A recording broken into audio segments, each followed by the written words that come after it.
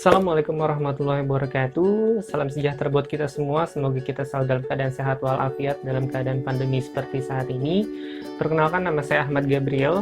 Ya, buat yang kelas 11 IPS mungkin sudah kenal dengan saya, tapi buat yang kelas 11 MIPA mungkin baru kita bertemu pertama tatap muka walaupun secara online seperti ini. Nah, saya adalah guru BK kalian yang akan bertanggung jawab selama kalian ada di kelas 11 di SMA Negeri 15 Jakarta ini. Dan di video ini saya akan membahas mengenai apa saja yang harus kalian persiapkan dan lakukan selama 1 tahun ke depan sebagai siswa kelas 11. Oke, jangan lupa kalian juga komen nama dan kelas kalian di bawah untuk daftar kehadiran yang akan saya cek, dan juga klik like dan subscribe. Thank you.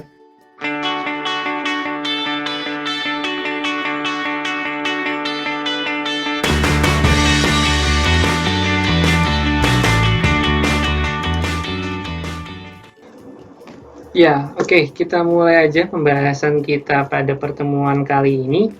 Yang pertama saya ucapkan selamat datang untuk kalian semua siswa kelas 11 IPA dan IPS. Selamat, kalian telah berhasil naik kelas ke kelas 11. Kalian telah melewati masa di tahun pertama kalian di masa-masa SMA, masa-masa yang katanya paling indah.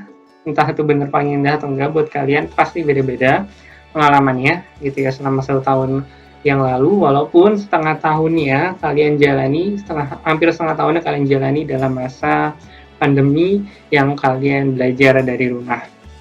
Nah, kalian tentu sudah berhasil naik kelas, artinya kalian sudah melakukan banyak perjuangan yang berat, beda-beda ya, ada yang melewati kelas 10 ini dengan mudah, ada yang melewati kelas 10 ini dengan sangat berat, dan sebagainya. Nah, tentu kelas 11 ini adalah kelas yang sebenarnya banyak bergejolak, banyak hal-hal yang pasti akan terjadi di kelas 11 ini. Jadi saya ucapkan selamat dulu di awal, kalian sudah berhasil melewati kelas 10 dengan baik.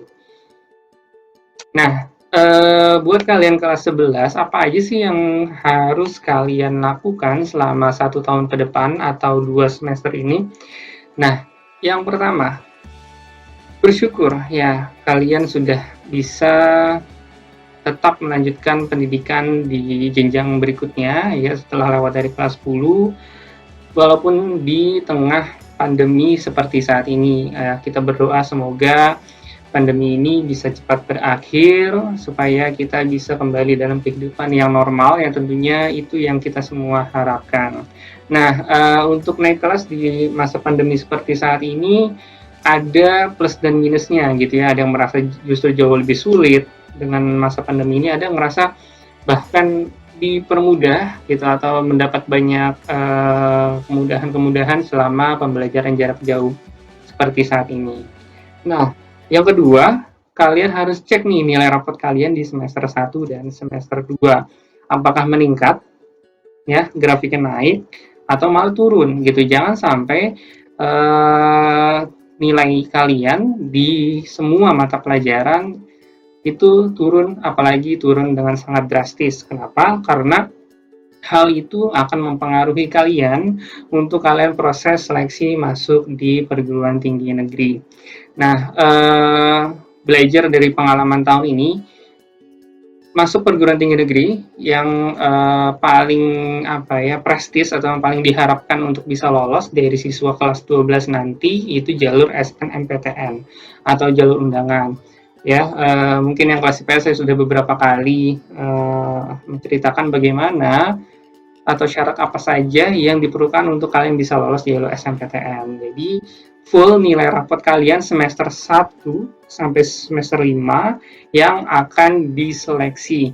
Jadi jangan kalian berpikir masih kelas 10, masih kelas 11 santai aja, ntar aja kelas 12 baru belajar serius. Jangan ya, itu kalian sangat-sangat keliru.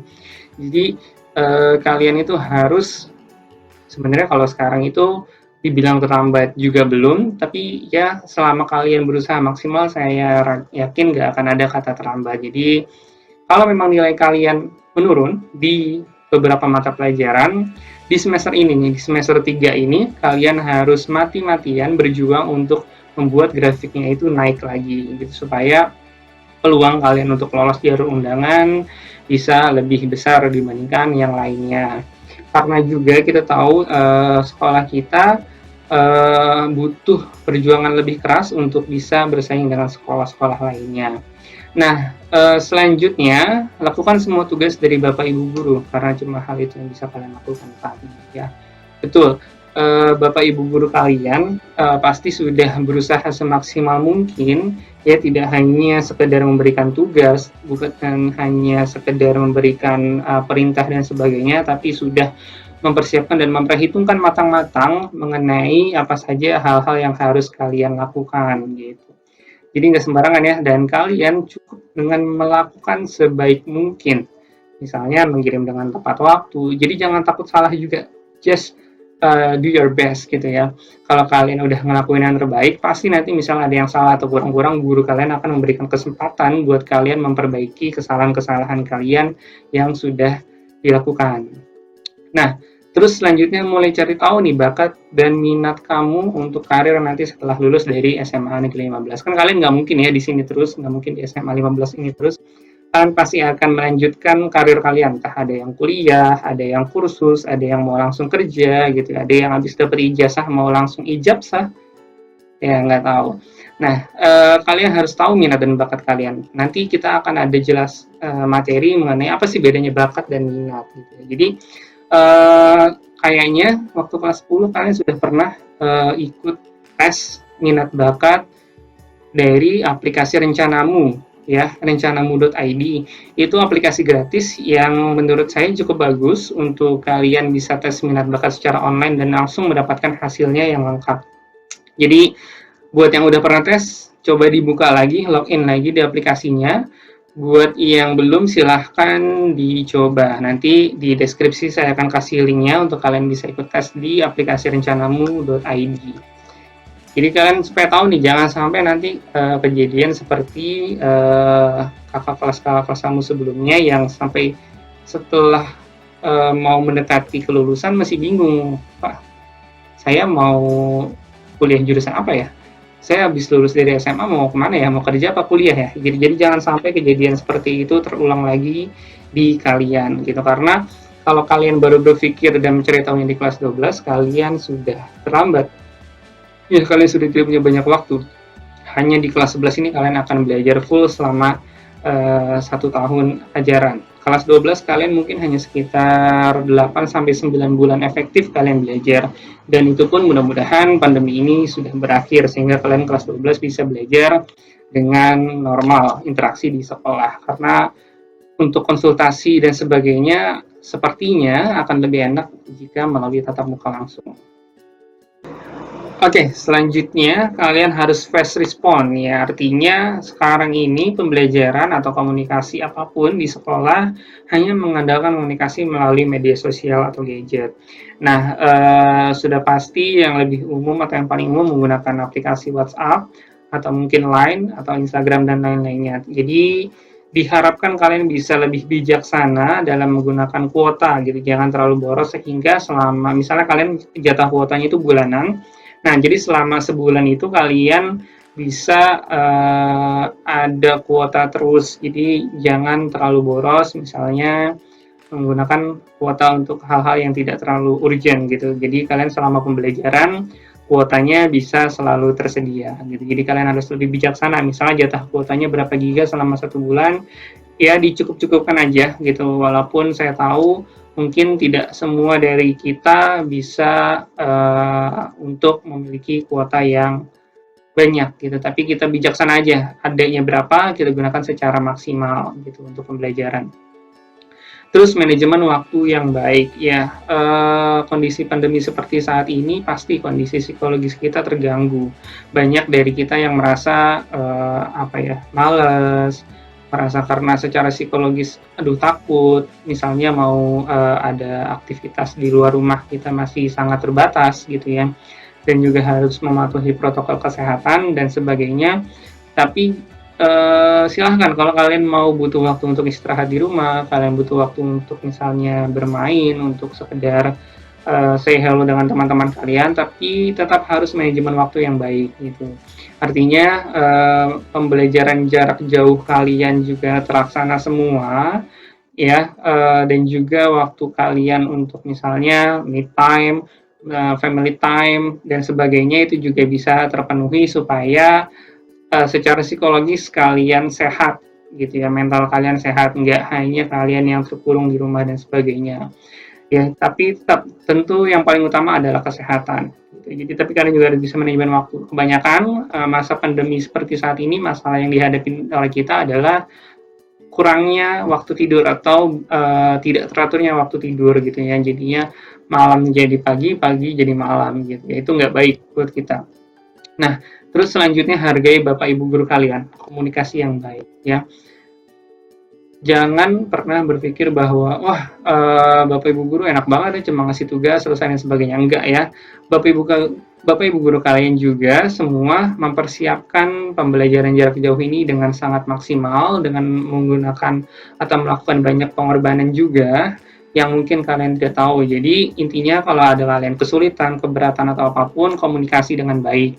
Jangan kalian misalnya nggak ada kabar, sulit dihubungi, atau bahkan kalian secara komunikasi tidak baik sehingga menyinggung perasaan Bapak Ibu guru kalian. Gitu. Karena attitude itu jauh lebih penting daripada apapun gitu. Jadi jangan merasa gue udah pinter, nilai gue bagus, selama ini aman-aman aja, gue nggak remet dan sebagainya, tapi sikap kalian kurang baik, komunikasi kalian kurang baik dengan Bapak Ibu guru kalian, nah itu salah juga ya. Jadi tetap komunikasi yang utama, apapun yang kalian hadapi, yang kalian rasakan, komunikasikan dengan baik. Kalau misal kalian takut komunikasi dengan guru langsung, bisa melalui saya sebagai guru BK kalian atau Bapak Ibu wali kelas kalian gitu, supaya komunikasinya terjalin dengan baik.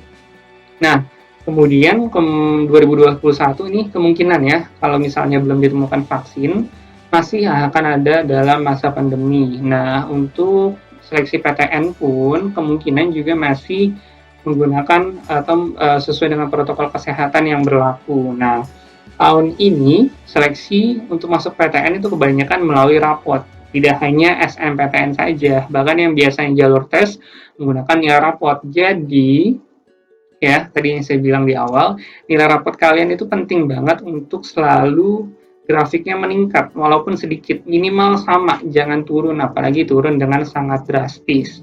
Jadi supaya kalian bisa ikut berbagai jalur dengan change yang lebih besar atau peluang yang lebih besar atau kesempatan yang lebih besar gitu ya.